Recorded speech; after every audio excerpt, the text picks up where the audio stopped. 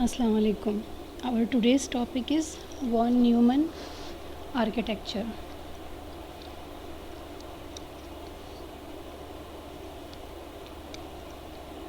Almost all computer designs are based on von Neumann architecture developed by John von Neumann. Such designs are referred as von Neumann architecture. جتنے بھی آج کل سارے computers ہیں وہ اسی بیس پہ ڈیزائن ہوئے ہیں. ٹھیک ہے, جتنے بھی کمپیوٹر کرنٹلی ڈیزائن ہو رہے ہیں, such designs are referred as a von Neumann architecture. اب ہم یہ دیکھتے ہیں کہ اس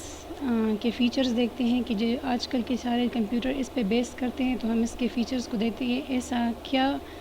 ہے جس میں سارے جو ہے کمپیوٹرز کے جو ڈیزائنز کرتے ہوئے اس آرکیٹیکچر کا خیال رکھا جاتا ہے کہ کوئی بھی کمپیوٹر ڈیزائن جب ہوتا ہے کرنٹلی. یہاں پہ ہم جب بات کریں گے تو پہلے ہم اس کا یہ ذرا اسٹرکچر دیکھتے ہیں. یہ اس کا پورا اسٹرکچر ہے. This is the main memory and this is the C P U, جو کہ اس میں کنٹرول یونٹ ہے اور ارتھمیٹک لاجک یونٹ, اور یہ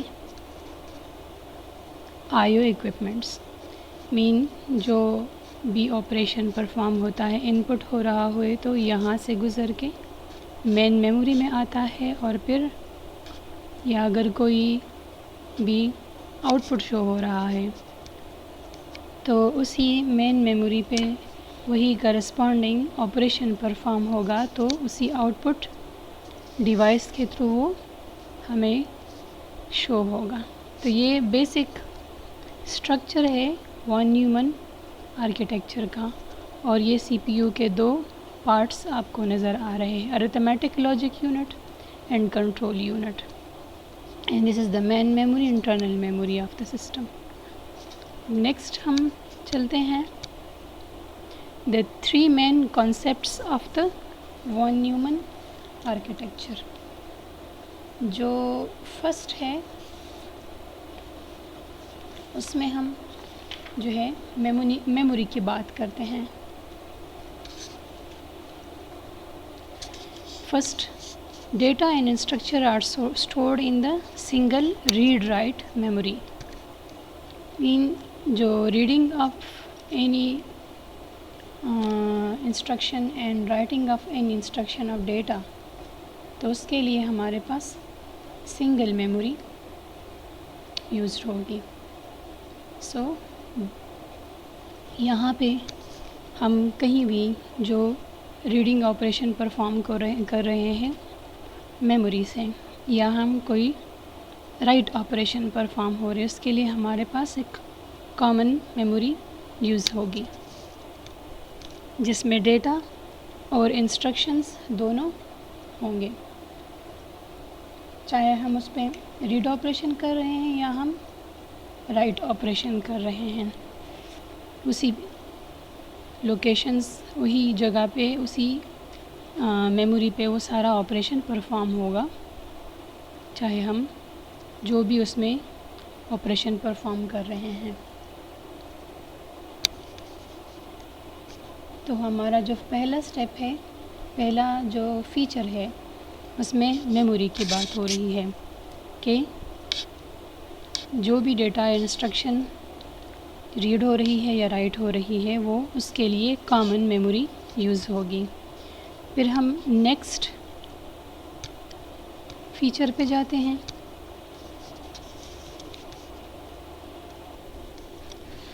سیکنڈ جو فیچر ہے, second feature is about the location of the memory. Location of memory میں ملٹیپل لوکیشنز, مطلب میموری میں ہمارے پاس ملٹیپل لوکیشن ہے, ہر لوکیشن کا اپنا ایک یونیک ایڈریس ہوتا ہے. ایڈریس جو ہے اس کا اپنا ایک اسپیسیفک سائز ہوگا, اور ہر ایک ایڈریس جو ہے وہ سیکوینشلی انکریمنٹ ہوگا، مطلب فرسٹ ایڈریس، پھر اس کے بعد اگلا ایڈریس، اسی ایڈریس پہ جو انسٹرکشنز ہے، پہلے ایڈریس پہ جو انسٹرکشن ہے وہ ہوگی فیچ، پھر اس کے بعد اگلے ایڈریس پہ جو انسٹرکشن ہوگی وہ فیچ ہوگی، اس کے بعد further and so on. The contents of memory are addressable by location and these contents are accessible irrespective of data and instruction are present there. تو یہ سارے جو ہے جتنا بھی میموری میں جتنے بھی ایڈریسیبل ایریاز ہیں جس میں ہمارے پاس وہ ڈیٹا موجود ہے، چاہے ہم اس کو ریڈ کر رہے ہیں یا ہم وہاں پہ رائٹ کر رہے ہیں، تو ہمارے پاس ایک سیکوینشل آرڈر میں ہوتا ہے۔ اب اندر جو ہے اس میں کیا کانٹینٹس ہے اس کا دھیان رکھتے ہوئے بغیر 1 by 1 ہر ایک ایڈریس سیکوینشلی جو ہے وہ ایکسیسیبل ہوگا۔ کوئی بھی میموری کانٹینٹس کو پک کرنا ہے، کہیں سے ریڈ کرنا ہے یا اس پر رائٹ کرنا ہے تو اس ایڈریس کو یوز کر کے ہم اس پہ ڈیٹا یا انسٹرکشن کو وہاں سے ہم ایکسیس کر سکتے ہیں اسی میموری لوکیشن سے۔ پھر تو چاہے وہاں سے ہم نے ڈیٹا کو ریڈ کرنا ہے یا ہم نے وہاں پہ کہیں کوئی ڈیٹا رائٹ کرنا ہے۔ اب جو ہمارا تھرڈ پوائنٹ ہے وہ ہے ہمارا جو ہے وہ ایگزیکیوشن آف دا انسٹرکشن ہے۔ جب ہم میموری پر ریڈ یا رائٹ آپریشن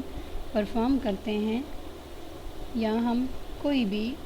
جو ہے پروگرام ایگزیکیوٹ کر رہے ہیں تو پروگرام کے انسٹرکشن جو ہے میموری میں اسٹور کی گئی ہے تو ہم اس انسٹرکشن کو سیکوینشلی فیچ کرتے ہیں 1 by 1 ہر ایک انسٹرکشن ہمارے پاس سیکوینشلی فیچ ہوگا اور پھر وہ ایگزیکیوٹ ہوگا۔ جس طرح وہ ایڈریسیبل ایریا ہمارے پاس وہ سیکوینشل آرڈر میں ہوتا ہے تو یہاں پہ بھی کوئی بھی انسٹرکشن جب سیو ہے تو 1 by 1 وہ ہمارے پاس سیکوینشلی فیچ ہوگا according to the address of that instruction. تو یہ 1 by 1 اس کا ایڈریس وہ فیچ ہو رہا ہوگا جب تک کوئی کنڈیشنل جمپ ارائز نہ ہو۔ تو یہاں پہ جو ہے اس طریقے کو فالو کرتے ہوئے ہم جب کوئی بھی کنڈیشنل جمپ آتا ہے تو وہ ٹیمپریری طور پر وہاں سے وہ انسٹرکشن بائی پاس ہو کے کوئی اور لوکیشن پہ جا کے اسی ایڈریس کو بائی پاس کر کے کسی اور لوکیشن پہ جا کے وہاں سے انسٹرکشن اٹھا کے یا تو وہاں سے ریڈ کرے گا یا اس جگہ پہ وہ رائٹ کرے گا۔ سو ان دس سیکوینشل ایگزیکیوشن کے دوران جب کوئی بھی ایسی اسٹیٹمنٹ آ جاتی ہے تو پھر وہ ایگزیکیوشن ہمارے پاس سیکوینشل آرڈر میں نہیں ہوگی۔ جیسے ہمارے پاس کوئی انسٹرکشن سیو ہے 100 لوکیشن پہ اور اس کو پھر اس کے بعد اگلا لوکیشن 101 ایکسیس کریں گے، پھر اس کے بعد 102 اینڈ 103 لوکیشن ایکسیس ہوگا۔ وہاں پہ کوئی بھی انسٹرکشن ہم وہاں سے ریڈ کر رہے ہیں یا وہاں پہ ہم رائٹ کر رہے ہیں، مگر اگر 103 لوکیشن پہ کوئی ایسی انسٹرکشن آ گئی جس میں ہے کہ jump on the location of 500 location, وہاں پہ جا کے اس انسٹرکشنز کو فیچ کرنا ہے اور اس کے بعد واپس جمپ لگا کے جہاں سے جمپ کر کے اس لوکیشن پہ گیا تھا تو وہاں پہ آ کے پھر واپس وہ اسی آرڈر میں دوبارہ سیکوینشلی وہ انسٹرکشنز فیچ ہوں گے اینڈ ایگزیکیوٹ ہوں گے۔ تو اگر کوئی بھی کنڈیشنل جمپ نہیں ہے کوئی بھی تو وہ تو سیکوینشلی آرڈر میں سارا ایگزیکیوشن ہوگا، اور اگر کسی لوکیشن پہ جس طرح میں نے بتایا